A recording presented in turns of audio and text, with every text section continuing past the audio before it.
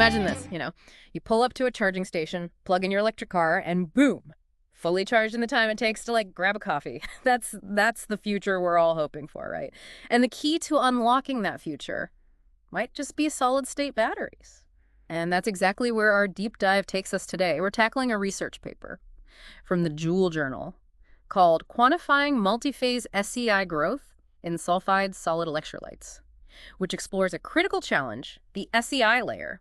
Now, you're particularly interested in the potential of lithium metal batteries. And That's right. The SEI, or solid electrolyte interface, might sound like something out of Star Trek. Yeah. Trust me, it's a big deal for the performance of these next-gen batteries. so before we get into the nitty-gritty of this research, can you give us a quick breakdown of what makes solid-state batteries so special? Absolutely. You see in your typical lithium-ion battery, like the one powering your phone, a liquid electrolyte shuttles lithium ions between the anode and cathode. But solid-state batteries, as the name suggests, swap out that flammable liquid for a solid electrolyte. This is a game changer for a couple of reasons. Okay, I'm all ear. First off, safety. No flammable liquid means a significantly reduced risk of those scary battery fires we hear about. Second, it opens up a whole new world of possibilities in terms of energy density, meaning we can potentially cram way more power into the same size battery. More power, less risk. Sign me up. But I know there are hurdles to overcome before solid-state batteries hit the mainstream. And that brings us back to our mysterious SEI layer, right? Exactly. See, lithium metal is considered the holy grail of anode materials because of its super high theoretical capacity. It's like the energy storage superstar. But here's the catch. When lithium metal comes into contact with a solid electrolyte, it forms this unavoidable layer, the SEI. So is this SEI a friend or foe? It's a bit of both, to be honest. On the one hand, it can act like a protective shield, preventing further reactions between the lithium metal and the electrolyte.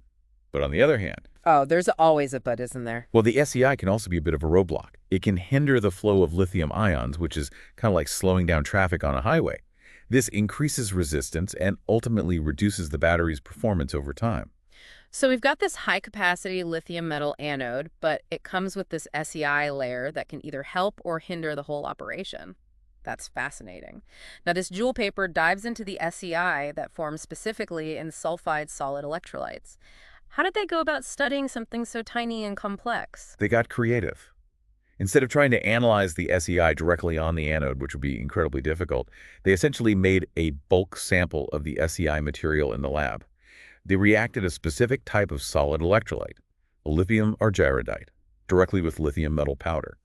This allowed them to study the SEI in a much more controlled and detailed way. That's clever. It's like taking a tiny puzzle piece and creating a giant replica so you can really see how it all fits together. Exactly.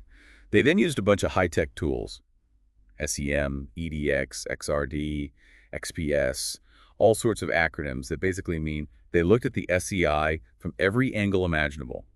This gave them a detailed picture of its chemical composition and structure. It sounds like they were playing chemical detective. Did they uncover anything surprising in their investigation? They did. One of the key things they found was that the SEI isn't just a homogeneous blob. It's actually made up of distinct domains, some rich in sulfur, others in phosphorus, and others in chlorine. Think of it like a mosaic of different chemical compounds, each with its own properties. Okay, so the SEI is more complex than we initially thought, but why does this mosaic-like structure matter for the battery's performance? Well, this spatial heterogeneity, as it's called, can affect how easily lithium ions can move through the SEI. You might have pathways within the SEI that are more conductive than others, and this can impact the overall efficiency of the battery. I'm starting to see why understanding the SEI is so crucial for developing high-performance solid-state batteries. We're not just dealing with a simple layer, it's a complex dynamic structure that can significantly impact how the battery functions. Exactly. And this brings us to another key finding from the research: the importance of conductivity within the SEI layer. Okay, let's unpack this conductivity thing. Why is it so important? Conductivity is a measure of how easily electrical charge can flow through a material. In the context of a battery, we're interested in two types of conductivity: ionic and electronic. Ionic conductivity refers to the movement of lithium ions, which is what allows the battery to charge and discharge. Electronic conductivity, on the other hand, refers to the movement of electrons, which we actually want to minimize. Wait, why would we want to limit the flow of electrons? Aren't they essential for electricity? They are. But in a battery, we want those electrons flowing through the external circuit doing useful work. If electrons are flowing freely within the SEI layer, it can lead to unwanted side reactions and degradation of the battery. Think of it like a leaky faucet. You're losing energy that could be put to better use. Ah, that makes sense. So we want high ionic conductivity to keep those lithium ions flowing smoothly, and low electronic conductivity to minimize energy loss. What did the researchers find out about the conductivity of the SEI? They found that the ionic conductivity of the SEI was actually higher than previously thought, which is good news. This means that lithium ions can move through the SEI more easily than we might have assumed. I However, have a feeling that, however, is leading us to some not so good news. you're right. Unfortunately, they also discovered that the electronic conductivity, while low, was not negligible. This means that the SEI will continue to grow over time, consuming more lithium, Hmm. and ultimately reducing the battery's performance. So it's a bit of a mixed bag. Higher ionic conductivity is promising, but the persistent electronic conductivity poses a challenge. What does this mean for the future of lithium metal batteries? Well, it highlights the importance of finding ways to control or even suppress SEI formation. We need to figure out how to engineer SEIs that have the right balance of ionic and electronic conductivity to maximize battery performance and lifespan. So it's a balancing act. We need to optimize for ionic conductivity while minimizing electronic conductivity. Easier said than done, I imagine. Oh, absolutely. It's a complex puzzle. Yeah. But the researchers in this study actually gave us some valuable clues. They were able to model the growth of the SEI layer, predicting how much thicker it will get over time. Days, weeks, even years. And they can actually forecast the growth of the SEI. That sounds incredibly useful. It is, and this information is crucial for understanding how to control that growth.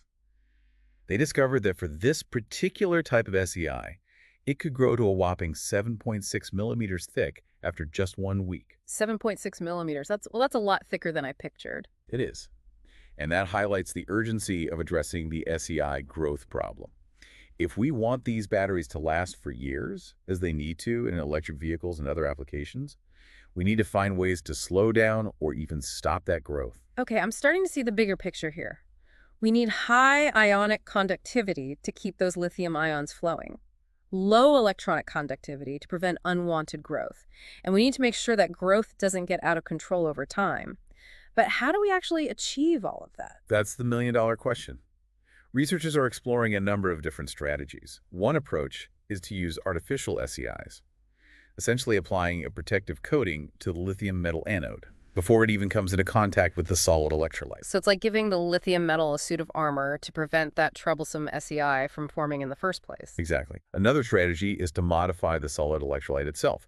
This could involve doping it with certain elements or using completely different materials that are more compatible with lithium metal. That makes sense. If we can tweak the materials to be more lithium friendly, maybe we can prevent those unwanted reactions that lead to SEI growth. Precisely. And the paper even mentions a particularly exciting possibility, using what they call fully reduced solid electrolytes.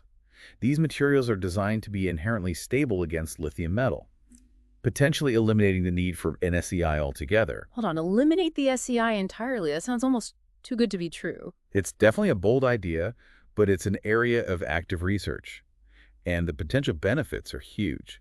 Imagine a world where we don't have to worry about the SEI at all. Okay, I'm officially adding fully reduced solid electrolytes to my list of battery buzzwords to watch. It sounds like this research is giving us a roadmap for the future of solid-state batteries, but I'm curious in all their analysis, did the researchers learn anything specific about the composition of the SEI? You mentioned earlier that it's a mosaic of different compounds. Right? They dove deep into the chemical makeup of that SEI. As expected, they found lithium sulfide, lithium chloride, and various lithium phosphide compounds. Lithium sulfide was the most abundant, which isn't surprising given the type of solid electrolyte they used. So those are the main ingredients of our SEI, but didn't they run into some challenges identifying one of those compounds, lithium phosphide? They did. Initially, they weren't seeing a clear signal for lithium phosphide in their data. Turns out this compound is incredibly sensitive to moisture, even trace amounts in the lab environment. It reacts so quickly that it can be difficult to detect. So they had to become moisture detectives to track down this elusive compound. Exactly. And their findings underscore an important point. The SEI is a dynamic, ever-changing structure. Its composition can be influenced by a host of factors, including the surrounding environment. It's not just a static layer, it's constantly evolving. That adds another layer of complexity to the whole equation. It certainly does. And to really understand how the SEI behaves, we need tools and techniques that allow us to study it in real time as the battery's operating. So there's still a lot we don't know about the SEI. But research like this is helping us peel back the layers of this complex puzzle.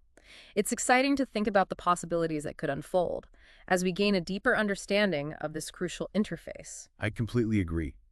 Solid-state batteries have the potential to revolutionize the way we store and use energy, and unraveling the mysteries of the SEI is a key step in that journey. It's amazing to think that something as thin as the SEI layer can have such a big impact on the future of battery tech. It's like this tiny gatekeeper that holds the key to unlocking the full potential of solid-state batteries. It really is. And that's what makes this research so compelling. We're not just talking about incremental improvements, we're talking about a potential paradigm shift in how we power our world. Okay, so we've established that the SEI is this complex dynamic layer that can either make or break a solid-state battery. But even with all this fascinating research, is there still a sense of mystery surrounding the SEI? Are there still unanswered questions that keep researchers up at night? Oh, absolutely. We've made incredible strides in understanding the SEI. But there's still so much we don't know. For example, we're still trying to fully grasp how the SEI's structure and properties change over the lifespan of a battery. It's not a static entity. It evolves with each charge and discharge cycle. So the SEI is like a living, breathing thing, always adapting to the battery's activity. In a way, yes. And that dynamic nature makes it both challenging and fascinating to study. We need to develop new tools and techniques that allow us to probe the SEI in real time as the battery's operating. Imagine being able to watch those lithium ions move through the SEI to see how the structure changes with each cycle. That's the kind of insight that could lead to breakthroughs in battery design. It sounds like there's a whole world of exploration left to do. But that's the beauty of science, isn't it? Always pushing the boundaries of knowledge. And who knows what amazing discoveries await us as we delve deeper into the mysteries of the SEI. Exactly. It's like we've only just scratched the surface. And the knowledge we gain from this exploration will have ripple effects far beyond the realm of batteries. It could impact everything from electric vehicles to renewable energy storage to portable electronics. We're talking about a potential revolution in how we power our world. It's mind-blowing to think about the possibilities. And it's research like this, with its meticulous attention to detail and its relentless pursuit of understanding, that paves the way for those advancements. I couldn't agree more. This is truly cutting-edge science with the potential to shape our future. Well, I think we've done a pretty thorough job of unpacking this intricate world of the SEI, from its complex structure and dynamic behavior to its crucial role in solid-state battery performance. We've covered a lot of ground. What are your final takeaways from this deep dive? For me, the biggest takeaway is that the SEI, despite being this incredibly thin layer, is absolutely crucial for determining the success of solid-state batteries. It's a complex, dynamic structure that we're only just beginning to understand, and there are still many challenges to overcome. But the research we've explored today highlights the incredible progress being made in this field, from understanding the SEI's composition and growth kinetics to exploring strategies to control or even eliminate it. We're on the cusp of a new era in battery technology. I'm definitely feeling that sense of excitement and anticipation for the future. We've come a long way from the bulky, inefficient batteries of the past, and it's clear that solid-state batteries hold immense promise. But as we've learned today, the SEI is a key player in this story, and unlocking its secrets will be essential for realizing that promise. So to our listener, we hope this deep dive has shed some light on this fascinating and crucial aspect of solid-state battery research. We encourage you to explore the source material further and see what other insights you can uncover. It's a rapidly evolving field, and we can't wait to see what breakthroughs lie ahead. Until next time, keep those minds curious and those batteries charged. Cheeks.